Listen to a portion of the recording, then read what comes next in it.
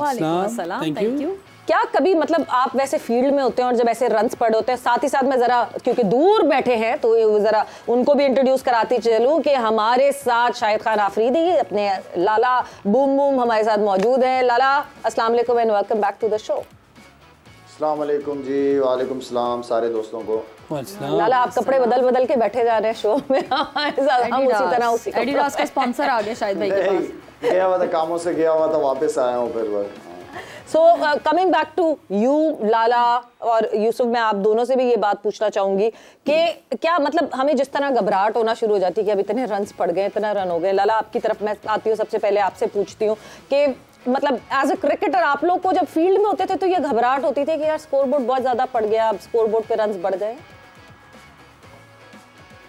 सवेरे एक चीज़ होती है बैट बॉलिंग, एक चीज़ होती है कि आप अच्छी बॉलिंग के ऊपर बैट्समैन आपको रन कर रहा है, नो डाउट अच्छा विकेट है बैट्समैनों के लिए, बहुत अच्छा है। लेकिन हमें एक चीज़ देखना पड़ेगा कि हमने मेरे ख्याल में इस पिच के हिसाब से और जितने हम अपने बॉलर्स की तारीफ करते हैं जितना हाईली रेट किया जाता है वर्ल्ड में हमारे बॉलर्स को, उस हिसाब से ऑनेस्टली स्पीकिंग हमने बहुत बुरी बॉलिंग की है। मेरे ख्याल में हसन अली की अगर मैं बात करूं तो 2-3 ओवर एक कंसिस्टेंट एक लाइन पे उस लड़के ने बॉलिंग की है, हार्ड लेंथ पे बॉलिंग की, विकेट टू विकेट बॉलिंग की है। इससे पहले भी हमने ये बताया था कि इंडियन की पिचें बहुत अच्छी होती हैं, यहाँ पे बैट्समैन जो है वो रूम ढूंढते हैं और हमारे बॉलर्स ने खुल के रूम दिए, चाहे वो शाहीन हो, चाहे हारिस हो, हम लोगों ने चाहे शादाब हो। आई मीन कि हमारे बॉलर्स का बट एक प्लान नजर आया। ठीक है, अगर इस पिच पे अगर ये बॉलिंग नहीं चल पा रही, प्लान बी हमारा क्या होना चाहिए?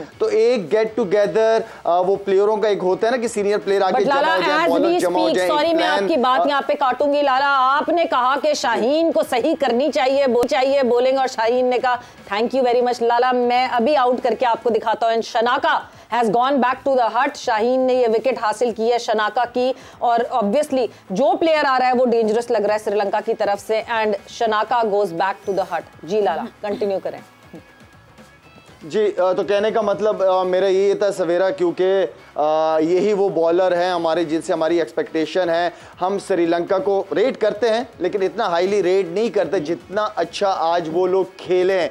पहली विकेट गिरने के बावजूद उन्होंने कोई प्रेशर नहीं लिया, उन्होंने रन रेट को चलने दिया है, उन्होंने पॉजिटिव क्रिकेट खेली है। लग ही नहीं रहा था कि हमारे कोई वर्ल्ड क्लास बॉलर्स के सामने कोई श्रीलंका जैसी टीम खेल रही है, लेकिन श्रीलंकन टीम ने बहुत ही ज़बरदस्त मैच्योरिटी के साथ with positive frame of mind उन्होंने आके अपनी इनिंग खेली, अपने शॉटें नहीं रोकी। ना रोकने की वजह क्या थी? इसलिए कि हमारी बैट बॉलिंग हमने बहुत की, ऐसे एरिया में बॉल की है कि उनके हाथ खोलने दिए हमने।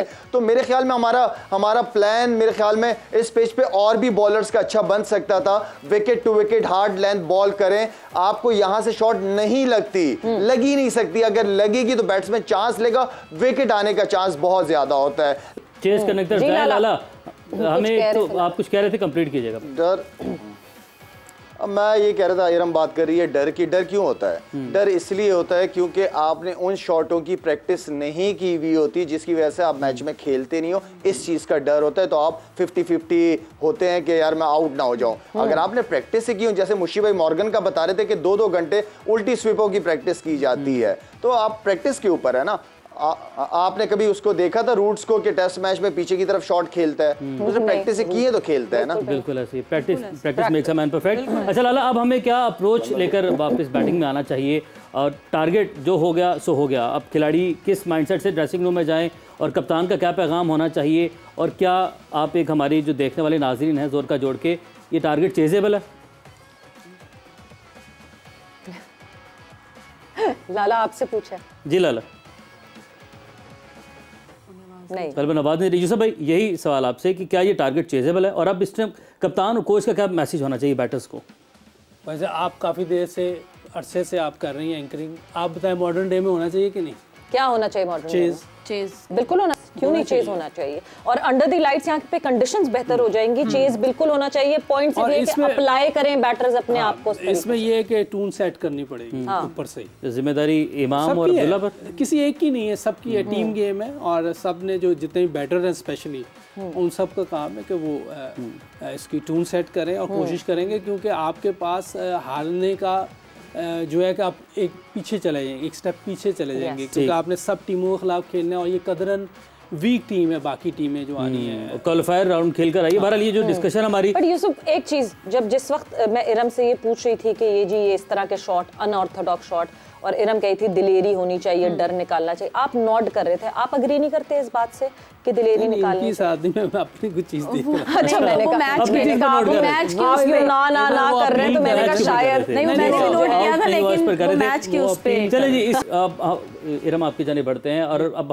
हमारे पास आज फ़खर नहीं है, फ़खर हमारे पास एक तेज़ खेलने वाला है, बट उनको जो रिप्लेस किया अब्दुल्ला शफीक ने किया, टेक्निकली बहुत साउंड है, एक मौका मिला, बड़ा अच्छा परफॉर्म किया, प्रेशर को हैंडल भी करते हैं, इंटरनेशनल क्रिकेट भी खेल रहे हैं।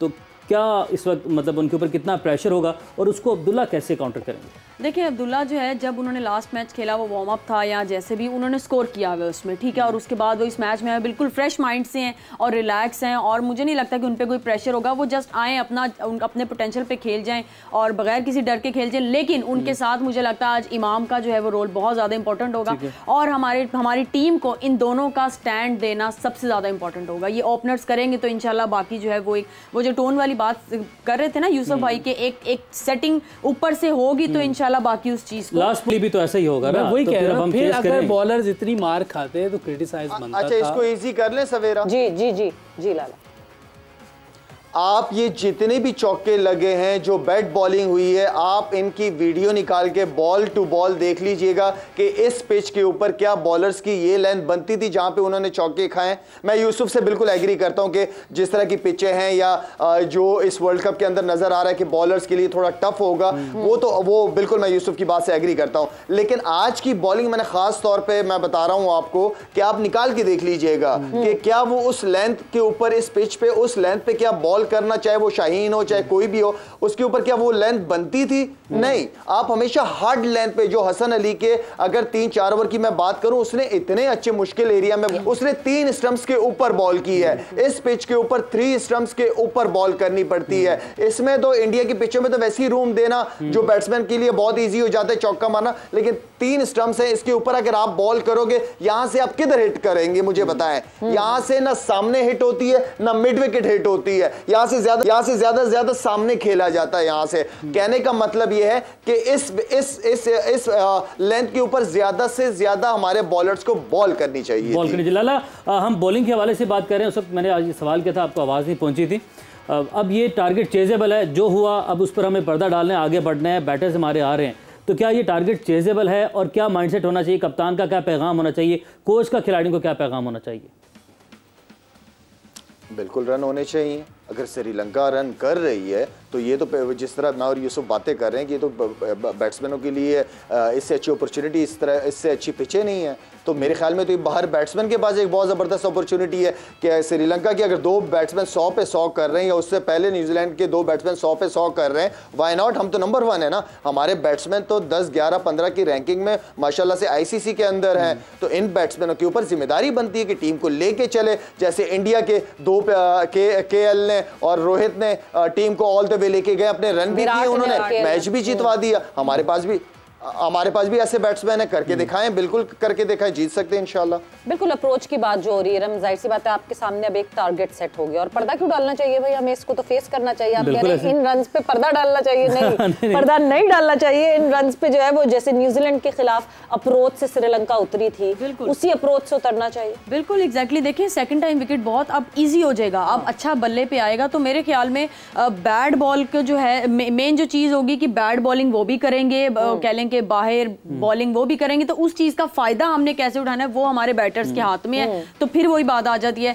कि जितनी बहादुरी से खेलेंगे तो ये स्कोर क्यों नहीं चेज होता। अच्छा भला चीज। एक छोटा सा जवाब मैं यूसुफ आपकी तरफ से चाहूंगी और फिर उसके बाद हम प्रेडिक्शन की तरफ जाएंगे। पावर प्ले हम स्लो स्टार्ट करते हैं और उसके बाद हम चार्ज करते हैं, मगर आज क्या पावर प्ले से ही शुरू कर देना चाहिए? मेरे ख्याल आज तो वो पूरा प्लान करके आएंगे, क्योंकि टारगेट सामने है, कोई चांस नहीं है कि पावर प्ले में हम तेज़ ना खेलें। मेरा ख्याल है कि ऐसे ही करेंगे, और अगर आपने जीतना है तो आपको ये इसी तरह की, देखिए इस क्रिकेट में पेस टूटने नहीं देनी। 6-7 रन की जो पेस है ये नहीं टूटने देनी, चाहे विकेट गिर रही है। 10-12 रन की तरफ नहीं, यानी कि 6-7 रन की 6-7 की जो पेस है ये आप जीत जाएंगे। इंग्लैंड ने हमारे खिलाफ किया था ये 2019-18 में, 19 में जब ये पाकिस्तान वहाँ गया हुआ था, एक मैच में उन्होंने 332 रन चेज किए थे हमारे खिलाफ, विकेटें गिर रही थी लेकिन पेस टूटने नहीं दी। आप पेस टूटने नहीं देंगे इंशाल्लाह मैच जीते। पेस नहीं टूटने देंगे।